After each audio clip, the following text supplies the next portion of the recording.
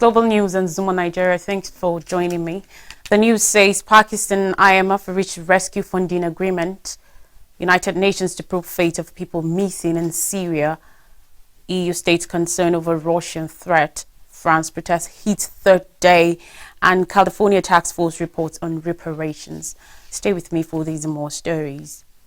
Pakistan has reached a staff-level agreement with the International Monetary Fund (IMF) on a $3 billion standby arrangement. The lender said a decision long awaited by the South Asian nation, which is staggering on the brink of default. The deal, subject to approval by the IMF board in July, comes after an 8-month delay and offers some respite to Pakistan, which is battling an acute balance of payments crisis and falling foreign exchange reserves. Praise be to God, tweeted Finance Minister Ishaq Dar after the deal was announced early on Friday. Dar had said on Thursday the deal was expected anytime soon. With sky-high inflation and foreign exchange reserves barely enough to cover 1 month of controlled imports, Pakistan has been facing its worst economic crisis in decades, which analysts say could have spiraled into a debt default in the absence of the IMF deal. The $3 billion funding spread over 9 months is higher than expected for Pakistan. The country was awaiting the release of the remaining $2.5 billion from a $6.5 billion bailout package agreed in 2019, which expired on Friday. The new standby arrangement builds on the 2019 program, IMF official Nathan Porter said in a statement on Thursday, adding that Pakistan's economy had faced several challenges in recent times, including devastating floods last year and commodity price hikes following the war in Ukraine. Despite the authorities' efforts to reduce imports and the trade-off deficit, reserves have declined to very low levels. Liquidity conditions in the power sector also remain acute, Porter said in a statement. Given these challenges, the new arrangement will provide a policy anchor and a framework financial support from multilateral and bilateral partners in the period ahead. Porter also pointed out that liquidity conditions in the power sector remained acute, with a build-up of arrears and frequent power outages. Reforms in the energy sector, which has accumulated nearly 3.6 trillion Pakistani rupees, $12.58 billion in debt, has been a cornerstone of the discussions with the International Monetary Fund. Talking human rights, the United Nations General Assembly approved a resolution that will create an independent body to determine what happened to over 130,000 people missing as a result of the conflict in Syria. On Thursday, the resolution, a significant response to appeals by their families and loved ones, was adopted by the 193-member world body with 83 votes in favor, 11 opposed and 62 abstentions. Among those opposing the resolution was Syria, which said it will not cooperate with the new institution. Russia, China, Belarus, North Korea, Cuba and Iran also voted no. The resolution, spearheaded by Luxembourg, noted that after 12 years of fighting in Syria, little progress has been achieved in alleviating the suffering of families by providing answers as to the fate and whereabouts of all missing persons. The resolution authorizes the establishment of an independent institution of missing persons in the Syrian Arab Republic under United Nations auspices to clarify the fate and whereabouts of all missing persons and to provide adequate support to victims, survivors and the families of those missing. Victims, survivors and the families of the missing should be represented in the new body, which will be guided by principles including do no harm, impartiality, transparency and the confidentiality of sources and information, according to the resolution. Antonio Guterres, United Nations Secretary General, must now present terms of reference for the new institution within 80 working days and take steps to speedily establish the body and put it into operation. New York-based Human Rights Watch said the new organization needs to have the right tools at its disposal to do its job. United Nations member countries should ensure that this new institution has the staff and resources necessary to determine what happened to so many thousands of people who vanished during Syria's 12 years of conflict, Luis Carnot-Bois, the group's United Nations director, said in a statement. On Russia-Ukraine war, the European Union officials have cautioned that Russia has become more dangerous following last weekend's short-lived mutiny by the country's Wagner mercenary force, which had exposed the President Vladimir Putin was potentially weaker than earlier thought. On Thursday, while attending an EU summit in Brussels, senior officials reiterated that the recent chaos in Russia, where the mercenary force came within 200 kilometers of Moscow, 125 miles on Saturday, was an internal matter in which their governments played no role, but a weakened Putin was a concern for Europe. EU Foreign Policy Chief Joseph Borrell, as he arrived for the meeting on Thursday, said that a weaker Putin is a greater danger. Putin has lost the monopoly of force, Borrell said, adding that he expected that Putin will be in cleaning mode internally and a more assertive mode following the threat to his power exposed by the mutiny of Wagner fighters. He said that the European Union member state intelligence services were analyzing scenarios, as now we have to look at Russia as a risk because of the internal instability. Jens Stoltenberg, NATO Secretary General, said that while it was too early to draw conclusions regarding the effects of recent events, Wagner's weekend mutiny revealed cracks and divisions in Russia. The mutiny we saw at the weekend demonstrates that there are cracks and divisions within the Russian system. At the same time, it is important to underline that these are internal Russian matters, Stoltenberg said. German Chancellor Olaf Scholz said that a regime change in Russia was not a goal. However, Ukrainian President Volodymyr Zelensky, who addressed Thursday's European Union summit by video link, had a blunt message for those who claim that a weakened Putin will make him more unpredictable and dangerous. The weaker Russia is, and the more its bosses fear mutinies and uprisings, the more they will fear to irritate us. Russia's weakness will make it safe for others, and its defeat will solve the problem of this war, Volodymyr said. Now, major cities in France experienced a third night of rioting as President Emmanuel Macron struggled to contain rising public anger stoked by the police killing of a 17-year-old teenager of Algerian and Moroccan descent during a traffic stop.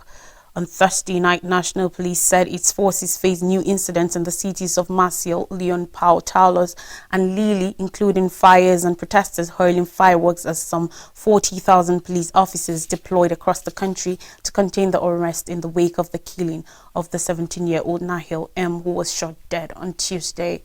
In Nanterre, the western suburb of Paris, where the teenager was killed, protesters touched cars, barricaded streets and hurled projectiles at police following a peaceful vigil. Protesters crawled vengeance for Nahil across buildings and bus shelters, and as night fell, a bank was set on fire before firefighters put it out and stopped flames from spreading to an apartment building above. No one was reported to be hurt. In central Paris, a Nike shoe store was ransacked and windows were smashed along the Rue de Roville shopping street, Paris police said. Local authorities in Clamart, 8 kilometers 5 miles from central Paris, imposed a nighttime curfew until Monday, and Valérie Pécresse, who heads the Greater Paris region, said all bus and tram services will be halted after 9 p.m. local time after some were set alight on Wednesday night. Fire damaged the town hall in the Paris suburb of L'Île Saint-Denis, not far from the country's national stadium and the headquarters of the Paris 2024 Olympics. In Marseille, France's second city, police fired tear gas grenades during clashes with youths in the tourist hotspot of Louvain-Port, the city's main papal province reported. Special police units were deployed in Lille, Lyon and Bordeaux and Grenoble as buses were pelted with firecrackers, and the employees of the local transport companies stopped work.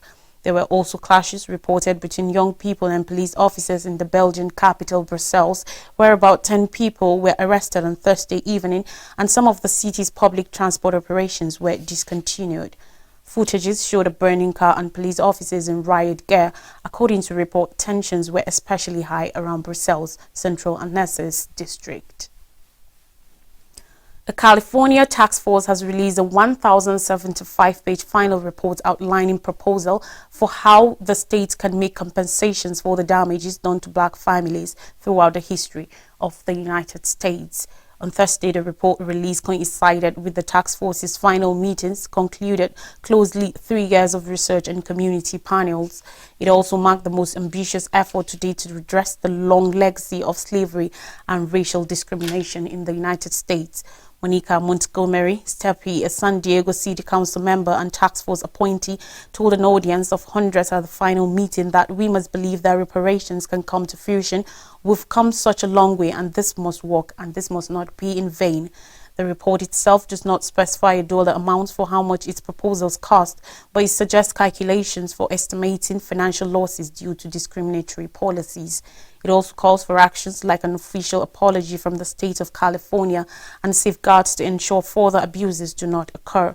With the task force set to dissolve, it is now up to a California state legislature to evaluate the report and enact its recommendations or not. The task force makes numerous worthy and important recommendations on what reparations could include, said State Senator Stephen Bradford, also a member of the task force. It could include cash payments. It could include free tuition to our UC's University of California campuses and California State University campuses. It can be a first-time home buyer assistance, down payment, interest-free loans, state tax relief, free health care, and etc.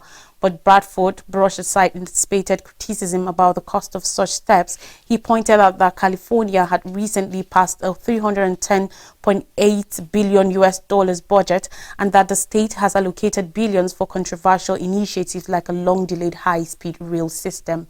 It remains unclear how much political backing the report's recommendations will have in the legislature, despite outward support from Democratic Governor Gavin Newsom. Here are more stories. Car bomb explodes in Mexico. The use of a car bomb to deliberately cause law enforcement casualties marks an increase of the fighting between rival cartels. Some observers have drawn parallels to a 2010 car bomb blast that killed 3 people in the northern border city of Ciudad Juarez at the height of 2006-2012 drug war. The officers were reportedly responding to a report about a car packed with what appeared to be bodies inside. As they approached, the vehicle exploded, sending guard officers flying. There was no instant information on the condition of the wounded. However, at least 3 suffered considerable injuries that needed hospitalization. Mexican drug cartels have used improvised explosive devices periodically over the last 2 decades, but Guanajuato security analyst David Saucedo said Wednesday car bomb appeared to constitute a progression into terrorist-style acts. These are high-impact actions that seek to create terror in the population and create massive coverage in the media and social media, Saucedo said.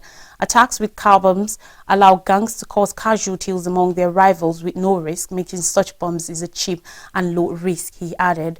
Saucedo said that the blast may also show vulnerabilities in Mexico's quasi-military National Guard, which was created by President Andrés Manuel López Obrador to act as the country's major law enforcement agency. He said police in Celia, who have seen about a dozen of their colleagues murdered since the beginning of the year, tend to approach abandoned cars with much more caution, but on Wednesday, National Guard officials fell into the trap. Combatant drug cartels in the neighboring state of Michoacan have used bomb-dropping drones and improvised explosive devices on roads for at least 2 years, and there have been suspicions blasts in Guanajuato before. In Africa, United Kingdom to appeal verdict on Rwanda asylum agreement. On Thursday, a British court ruled that UK government planned to send asylum seekers on a one-way trip to Rwanda is unlawful, delivering a blow to the Conservative administration's promise to stop migrants making risky journeys across the English Channel. David Cantor, refugee law expert, said the ruling would send a ripple effect more widely through this idea of sending asylum seekers to third countries. Any country that might wish to enter into this kind of memorandum with the United Kingdom government, as Rwanda did, will equally be quite likely to be a government which had weak asylum procedures, where there were questions about safety in the country, said Cantor, director of the Refugee Law Initiative at the University of London School of Advanced Study. He said the UK has had negotiations with many countries which do have robust court structures and asylum procedures, and there's very little willingness there to contemplate their sorts of schemes. 3 Court of Appeal judges in a split 2-1 ruling said Rwanda could not be considered a safe third country where migrants from any country could be sent. But the judges said that a policy of deporting asylum seekers to another country deemed as safe was not in itself illegal, and the government said it would challenge the ruling at the UK Supreme Court. It has until July 6 to lodge an appeal. Even if the plan is ultimately ruled legal, it's unclear how many people could be sent to Rwanda. The government's own assessment acknowledges it will be extremely expensive, coming in at an estimated £169,000, 214,000 US dollars per person. But is doubling down on the idea, drafting legislation barring anyone who arrives in the UK in small boats or by other unauthorized means for applying for asylum. If passed, the bill will compel the government to detain all such arrivals and deport them to their homeland or a safe third country. The UK's Home Secretary on Thursday slammed the decision by a top judge to rule the government plans to send asylum seekers to Rwanda unlawful. Speaking in London, Suella Braverman said she was disappointed with the decision by the Court of Appeal and said she and the Prime Minister Rishi Sunak disagreed with the judgment. The government made the deal with Rwanda more than a year ago that some migrants who arrive in the UK as stowaways or on small boats will be sent on one-way trip to Rwanda, where their asylum claims will be processed. If the claims were successful, they will stay in the East African nation rather than returning to Britain. Let's take a quick break. When we come back, I'll bring you more stories. Stay with us.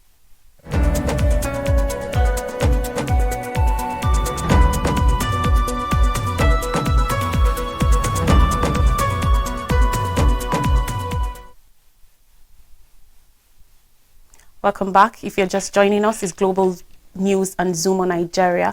We begin with Tinubu and making painful baby steps to fix Nigeria. President Bola Tinubu has said that he's taking baby steps of pains to fix Nigeria's challenges, advising Nigerians not to be in a hurry over problems facing the nation. The president also declared that it is in the hands of Nigerians to make sure the country gets to its desired destination. He said this at the palace of the Alake and paramount ruler of Egbaland, Oba Adetotun Aremu Gbadebo, during a visit to traditional rulers in the state. Tinubu was in Ogun State on a private visit to two traditional rulers in the state, had earlier met with the Awujale of Ijebuland, Oba Sikiru Adetona, at his palace in Ijebu before he proceeded to Abeokuta, where he met with the Alake of Egbaland, Oba Michael Badebo. The president held a closed-door meeting for about an hour with the Awujale shortly after he addressed the people at the palace. In his entourage were the National Security Advisor Nuhu Ribadu, the Chief of Staff to the President Femi Gbajabiamila, and Presidential Spokesperson Dele Aleke. Speaking at the palace of the Alake of Egbaland, Tinubu, who was received by the state governor Dapo Abiodun, former governors of the state Senator Abikuli Amosun and Shegun Osoba, and former Speaker of the Josi of Representatives Dimeji Bankole, among others, said he now knows what it takes to be president of Nigeria. He begged Nigerians to go with him through what he called the baby steps of pain. He said, and I quote, "At least we delivered despite the hardship of no money, no fuel. I credit you. Thank you. I don't know what that will be like this. I just wanted to sneak in and out to greet Kabiesi now. I know exactly what it is to be a president." Still on the news, generals ordered to retire in 96 hours. The Defense Headquarters has given top officers who are seniors to the newly appointed service chiefs till Monday to willingly retire from service.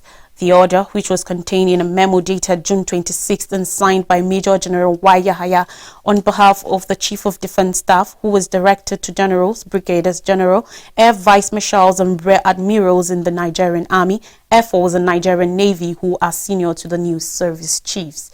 The development confirmed said scores of top military officials will be retired following the appointment of new service chiefs by President Bola Tinubu on June 19th.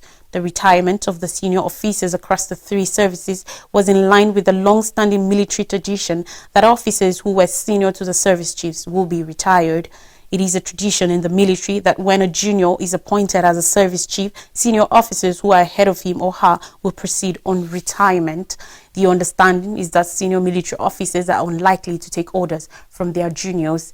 Tinubu had announced the immediate retirement of General Loki Irabo, who was the Chief of Defense Staff, the Chief of Army Staff, Lieutenant General Farouk Yahaya, the Chief of Naval Staff, Vice Admiral Awal Gambo, and Air Marshal Oludayo Amao, the Chief of Air Staff, and replaced them with new military chiefs. The new service chiefs are Major General Christopher Musa, who is the Chief of Defense Staff, the Chief of Army Staff, Major General Tarid Lagbaja, the Chief of Naval Staff, Rear Admiral Emmanuel Ogalla, while Air Vice Marshal Hassan Abubakar was appointed the Chief of Air Staff. DIG Kayode Agbeko Tokun was appointed as the Acting Inspector General of Police, and Major General E. Undani Deye, Chief of Defense Intelligence, also a former Economic and Financial Crimes Commission Chairman, Nuhu Ribadu, who was earlier appointed as a Security Advisor to the President, was elevated to the National Security Advisor. While the new CDS is a member of 38 regular corps, the COAS, the CNS, and the CAS are members of 39 regular corps. However, the DHQ in the memo with reference number DHQ 15 plans 80113 directed all officers with seniority on commission above that of Nigerian Defense Academy Regular Course 39 to submit their applications for voluntary retirement from service with immediate effect.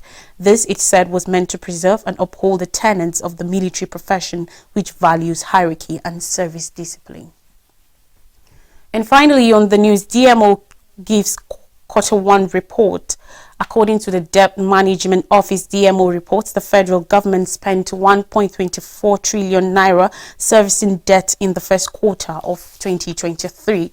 The figures show that between January and March, Nigeria spent 874.13 billion naira servicing domestic debt and 801.36 million US dollars, that's 368.87 billion naira servicing external debt, bringing the total amount spent on debt servicing in the period to 1.24 trillion naira. Nigeria spent 406.77 billion naira on domestic debt servicing obligations and 312.27 million US dollars, that's 143.74 billion naira on external debt servicing, bringing the total to 550.51 billion naira in the last quarter of 2022. From the DMO figures, it shows that the federal government's debt obligations grew by 55.71% between the last quarter of 2022 and the first quarter of 2023. The DMO used the Central Bank of Nigeria exchange rate of $1 to 460.3 naira to convert the external debt servicing components to naira. For domestic debt servicing obligations in the first quarter of 2023, the federal government paid 56,466,387.788 billion naira as interest on Nigeria Treasury bills (NTBS), 723,957,871,169.59 billion naira interest on FGN bonds as rentals on Cook, and 622,808 and 510.21 million naira as interest on FGN savings bond on promissory notes. FGN bonds and NTBS that matured during the quarter were refinanced, and the reported figures excluded sinking fund changes of the sum of 180,446,143.00 in respect of IRO Treasury bonds managed by the CBN, according to the DMO. Regarding external obligations, multilateral bodies were paid 214,459,449.33 US dollars, bilateral entities 136 million US dollars, and for commercial papers 450 US dollars. The federal government is anticipated to spend 82% of its revenue on interest payments this year, according to the International Monetary Fund, IMF. The IMF also stated that external debt, including that of the private sector, is estimated to reach 121.6 billion US dollars, while external reserves are expected to climb to 37.5 billion US dollars. To refresh our memories, Pakistan, IMF reached rescue funding agreement, UN to probe fate of people missing in Syria. European Union states concerned over Russian threat, France protests heat 30-day, and California task force reports on operations. And that's it on the news. Thanks for watching. Have a good day.